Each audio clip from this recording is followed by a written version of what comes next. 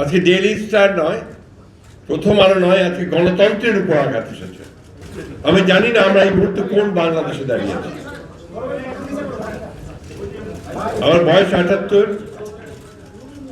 সারা জীবন সংগ্রাম করেছি একটা স্বাধীন সার্বভৌম গণতান্ত্রিক বাংলাদেশ দেখব করে।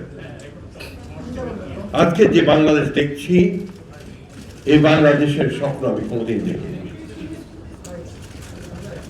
প্রিয় সহকর্মীরা, অত্যন্ত পরিষ্কার, এখানে খুব কথা বলার কিছু নেই। আজকে ডেইলি স্টার নয়, প্রথম আলো নয়, আজকে গণতন্ত্রের উপর আঘাত এসেছে। আমার স্বাধীনভাবে চিন্তা করার যে অধিকার, আমার কথা বলার যে অধিকার, তারপরে আবার আঘাত এসেছে। জুলাই যুদ্ধের উপর আঘাত এসেছে, কারণ জুলাই যুদ্ধ ছিল এই দেশের মানুষের অধিকার প্রতিষ্ঠার যুদ্ধ।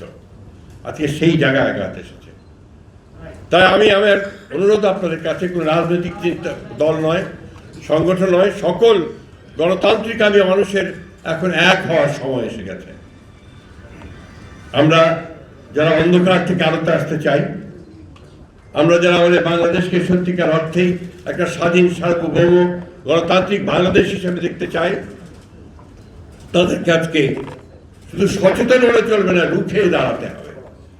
এখন রুখে দাঁড়ানোর সময় এসে গেছে। আমি আপনাদের আহ্বান জানাবো, শুধু এখানে এসে একাত্মতা ঘোষণা করা নয়, মানববন্ধন করে সংহতি প্রকাশ করা নয়, আজকে সর্বক্ষেত্রে সর্বশক্তি নিয়ে আপনারা যারা বাংলাদেশকে ভালোবাসেন তারা সবাই ঐক্যবদ্ধ হন। এই অপশক্তিকে রুখে দিতে হবে।